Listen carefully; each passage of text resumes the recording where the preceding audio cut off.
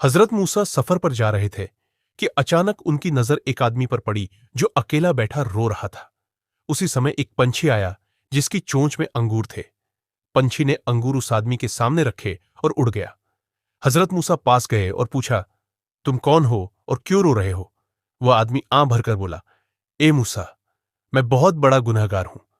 अपनी जिंदगी में अनगिनत बुरे काम किए हैं। मैं 35 साल से इबादत कर रहा हूं और अपने गुनाहों की माफी मांग रहा हूं। आप अल्लाह से पूछिए, क्या मेरी तौबा कबूल हुई है? हजरत मूसा ने अल्लाह ताला से उस आदमी के बारे में पूछा। अल्लाह ताला ने फरमाया, ए मूसा, ये बंदा अपनी तौबा भी खुद ग्रज है। इसने कभी अपने सिवा किसी और का ख्याल नहीं किया। यहां तक कि यह पंछी जो रोजाना इसके लिए फल लाता है, इसने कभी यह भी नहीं पूछा कि तुमने खुद कुछ खाया या नहीं।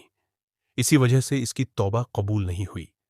जब हजरत मूसा ने यह पैगाम उस आदमी को सुनाया तो उसने कहा, ए मूसा, अल्लाह से यह भी पूछिए कि जो 35 साल मैंने इबादत की है उसका कोई सिला मिलेगा। अल्लाह ताला का हुक्म हुआ, उससे कह दो कि उसे एक दुआ मांगने का हक दिया जाता है, लेकिन माफी के सिवा कुछ भी मांग सकता है। हजरत मूसा ने यह बात उस आदमी को बताई। वह कुछ देर सोच में रहा, फिर बोला, ए मूसा, अपने रब से कहो कि मुझे इतना बड़ा कर दे कि जब मैं जहन्नुम में जाऊं तो इतनी जगह घेर लूं कि किसी और के लिए वहां जगह ना बचे। यह सुनकर हजरत मूसा मुस्कुरा दिए और अर्ज किया, ऐ अल्लाह, मैं इसे क्या जवाब दूं? अल्लाह ताला का हुक्म हुआ, ऐ मूसा, अब तक इसे मेरे एक पंछी की परवाह नहीं थी, लेकिन आज इसने पहली बार अपने सिवा दूसरों के लिए सोचा है। इसे कहो कि मैंने इसके तमाम गुनाह माफ कर दिए हैं।